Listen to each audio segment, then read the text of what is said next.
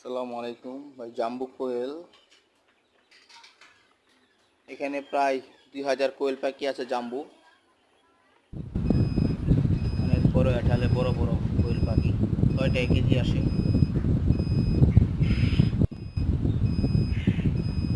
প্রায় 2-2.5 পাখি আছে।